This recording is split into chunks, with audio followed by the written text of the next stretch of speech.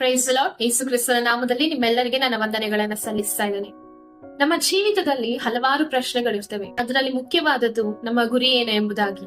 ಸತ್ಯವೇದವು ಹೀಗೆ ಹೇಳುತ್ತದೆ, ದೇವರು ನಮ್ಮನ್ನು ಸೃಷ್ಟಿಸಲು ಕಾರಣ ನಾವು ದೇವರನ್ನು ಅರಿತು ಆತನನ್ನು ಆರಾಧಿಸಲು ಹಾಗೂ ಆತನನ್ನು ಪ್ರೀತಿಸಲು. ಸತ್ಯವೇದದಲ್ಲಿ ರೋಮಾಪುರದವರಿಗೆ ಬರೆದ ಪತ್ರಿಕೆ 3ನೇ ಅಧ್ಯಾಯ 23ನೇ ವಚನದಲ್ಲಿ ಹೀಗೆ ಹೇಳುತ್ತದೆ, ಎಲ್ಲರೂ ಪಾಪ ಮಾಡಿ ದೇವರ ಮಹಿಮೆಯನ್ನು ಹೊಂದದೆ ಹೋಗಿದ್ದಾರೆ ಎಂಬುದಾಗಿ. ಆದ್ರೆ ದೇವರು ನಮ್ಮನ್ನು ಹಾಗೆ ಬಿಡಲಿಲ್ಲ.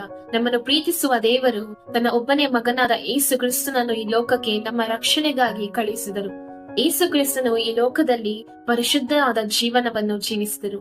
ನಮ್ಮ ಶಿಕ್ಷೆಯನ್ನು ತಾನೇ ಪಡೆದು ಶಿಲುಬೆಯಲ್ಲಿ ಕಷ್ಟ ಸಂಕಟಗಳನ್ನು ಅನುಭವಿಸಿ ಮರಣವನ್ನ ಹೊಂದಿದರು. ಆದ್ರೆ ಅದು ಅಲ್ಲಿಗೆ ಮುಗಿಯಲಿಲ್ಲ. 3ನೆಯ ದಿನದಲ್ಲಿ ಮೃತ್ಯುವನ್ನು ಜಯಿಸಿ ಪುನರುತ್ಥಾನವಾದರು.